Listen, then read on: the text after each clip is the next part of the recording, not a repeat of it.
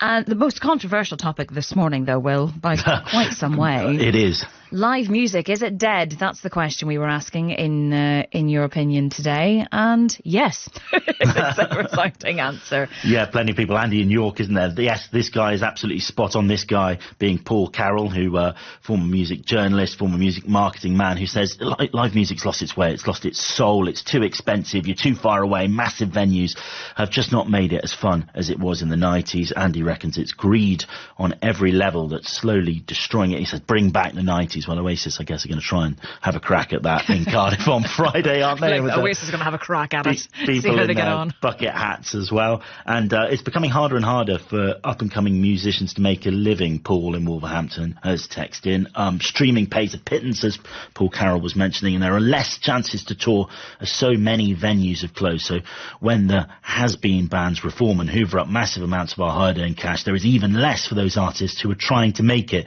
support music and go and watch some smaller bands in smaller venues. Yeah, Paul was trying to make that point, I think, just as I was squeezing him up against the news headlines there at 8 o'clock as well. And a final one here as well. I fully agree with your guest that live music has become inaccessible to many. Corporate greed and ticketing monopoly sites are primarily to blame. Who can afford £400 for a ticket at Glastonbury? That's Christopher in the Derbyshire Dales. If you want to join the conversation, perhaps you think live music is better than ever. There's certainly some great venues, aren't there? I don't know if you've been to the new one in Manchester. Oh, look Polly, at you thinking I have a social life. That's very kind of you. Great. There's a lot of people who, after a rocky start, love that and love the experience of that and how close you can get. So a great picture of my colleagues off the business and work team who'd gone to see Springsteen there, was in kind of touching distance of him. So it's not all miles away, is it? At the back of some enormous football stadium. Well, this is the thing, and I think that's what a lot of people are trying to get across this morning, the fact that it's the proper gigs, the old school. Someone here saying, Andy in commentary says, 150 people squeezed into a pub for 40. We do not condone that for a start.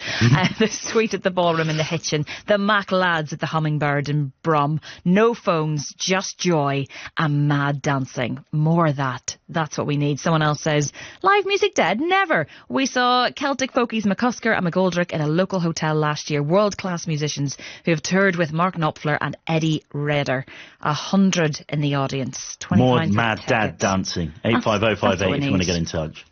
But no, at 27